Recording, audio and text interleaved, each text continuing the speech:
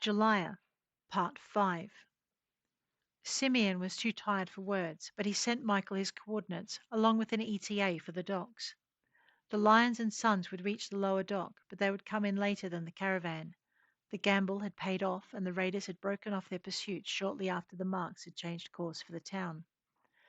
Whether the Scorpions believed it was another diversion to lead them away from the caravan, or whether they possessed another reason, Simeon didn't know. He was just relieved the shooting had stopped and he could bring his men to safety. Michael resisted the urge to tell the commander to step up the pace. He was sure the Sun's Mark commander was doing his best to reach the rendezvous on time, which left the caravan as his sole focus. Simeon would not thank him if he lost the villagers now. The low rumble of engines grew louder as the caravan entered the street behind him. Turning, Michael waved to catch their attention and signaled the headman over. "I have the route," he said. "Hawk's Mark is clearing the way, but Shell and I have to secure the meeting point." "Meeting point?" "We have a way out of here." "Caroline?" "She will meet us there." "It's true, then? The offer was real?" Michael shoved his anger aside, forced the resentment of 10 years' needless separation to one side. Some of it must have registered in his expression, for the headman looked apologetic.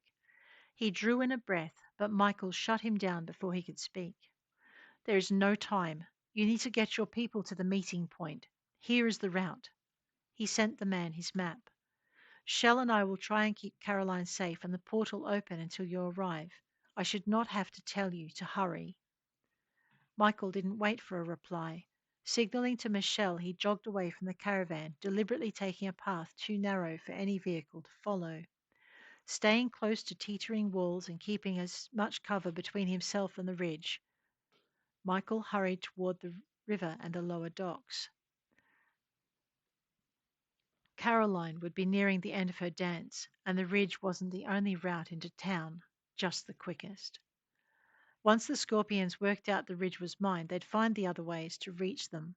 As if in answer to his thoughts, a dull crump boomed out from the ridge. Its echoes skittered and bounced through the town, not fast enough to avoid the echoes from the second and third thumps, which rapidly turned into a chain of noise that rolled over the deserted buildings like thunder.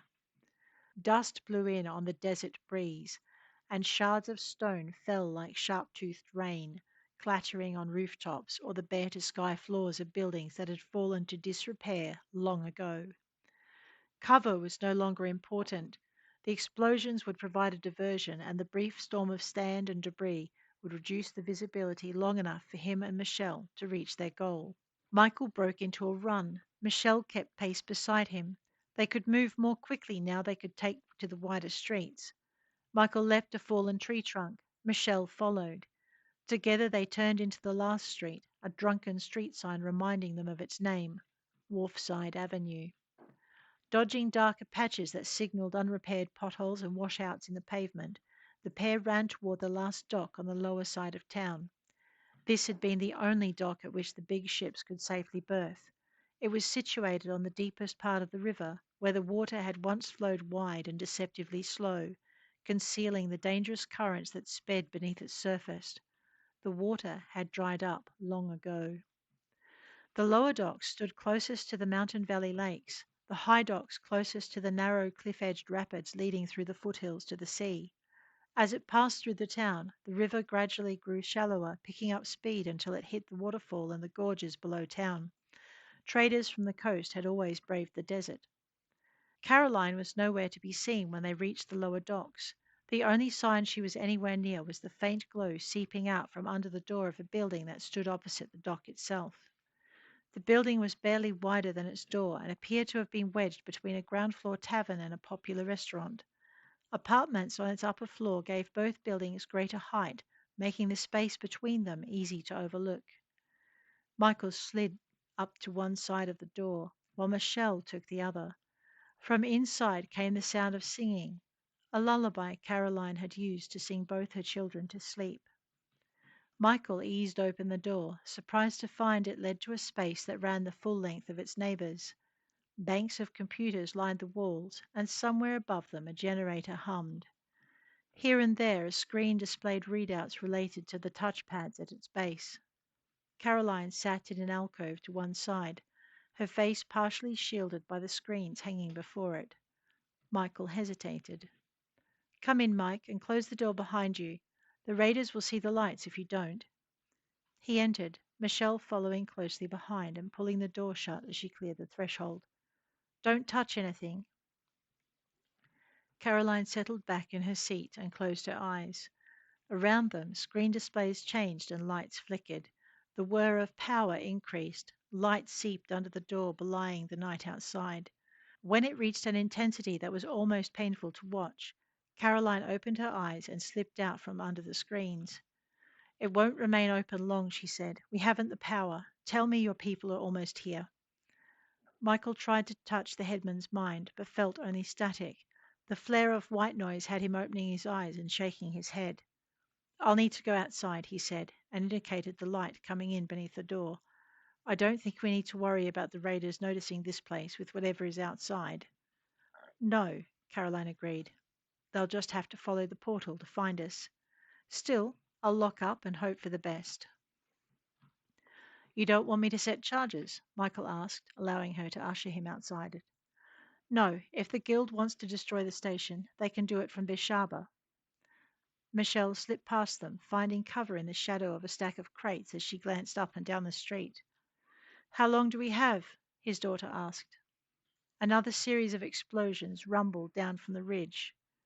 If they blow the mines instead of going the long way around, they'll be here in half an hour, he said. Going round, they'll give us an hour and a half. How far away are your people? Caroline repeated. Michael closed his eyes and reached for the headman's mind. 10 minutes, he answered after speaking to the village chief. He says thank you. They can see just fine now. I'll bet they can, Michelle muttered, looking around the boxes at the half moon of light hanging at the end of the dock. It glowed silver bright, illuminating the streets and the town, completely obscuring the view on the other bank. Another series of explosions came from the ridge. They're not going to take the long way, Michael said, and reached for Simeon. Where are you? He asked. We can see the light. How far out? 10, 15 minutes, but Michael glimpsed the injured in Simeon's mind, caught a touch of the heartbreak the man faced.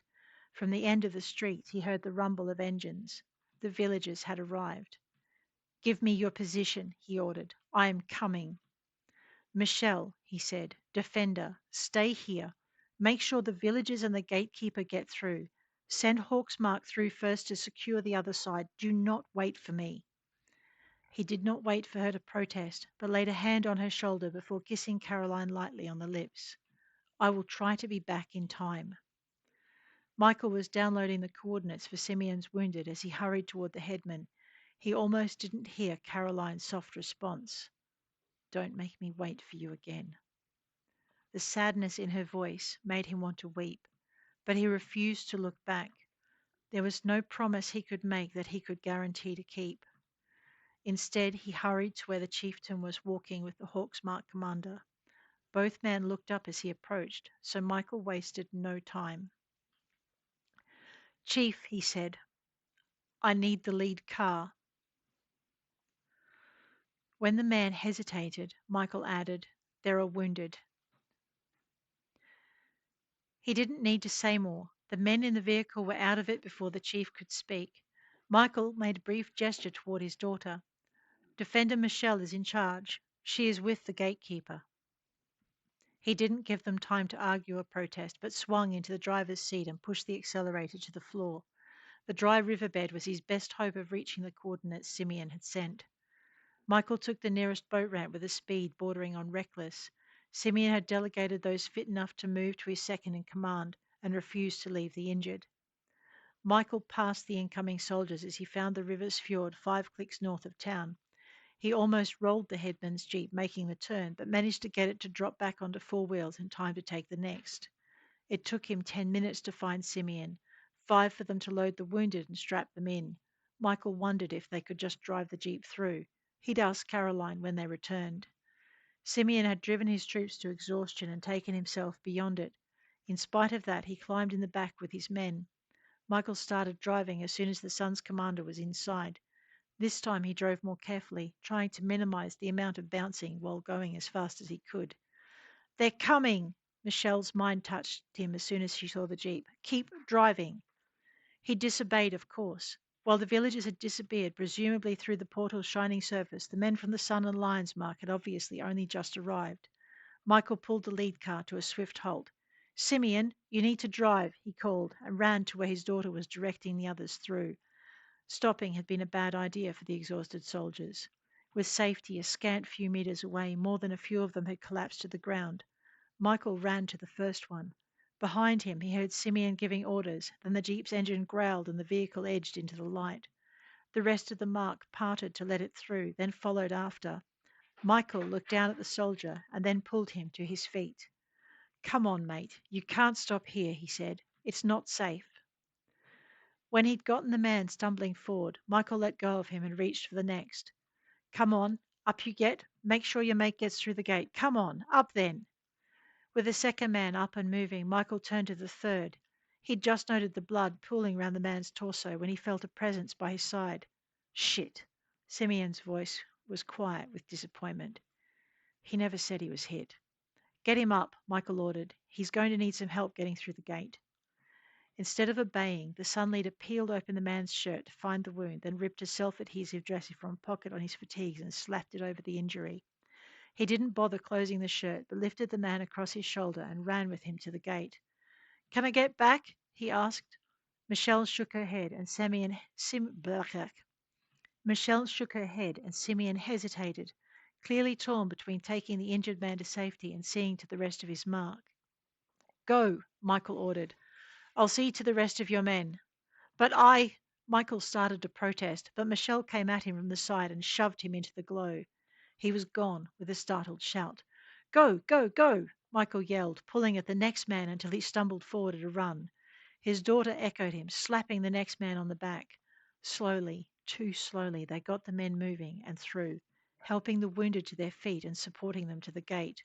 The town, the Scorpions, all forgotten as the defenders worked in concert, chivying exhausted men through the shifting surface.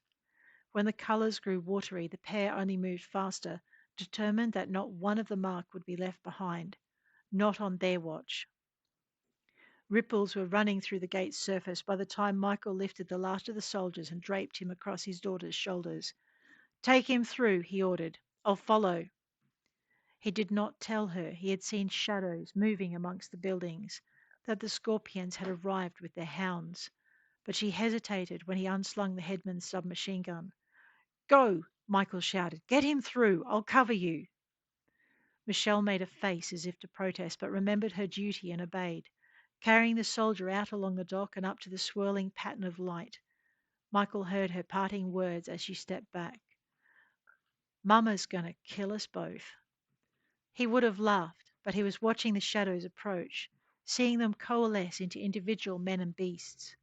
He willed his daughter to hurry and wished he'd had time to place explosives where the dock joined the wharf. But he hadn't. Approaching the portal's threshold, Michelle shifted the man's weight as though thinking of throwing him through, but her burden was too heavy. She hesitated, catching Michael's eye as he glanced over his shoulder to monitor her progress. I love you too, he said, bringing the subby up and firing a short burst of the darkness between an old fishmonger's shop and a pub. A yelp, a shout of dismay, and silence rang back. He'd bought more time. Go, he said. I'll follow. I'll be back, Michelle replied, and he sensed her leave. The dock behind him felt surprisingly empty.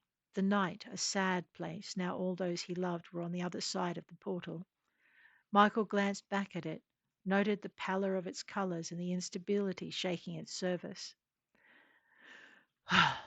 Michael glanced back at it, noting the pallor of its colours and the instability shaking its surface. He shifted back the last few paces to the gate's brink and went to his knees.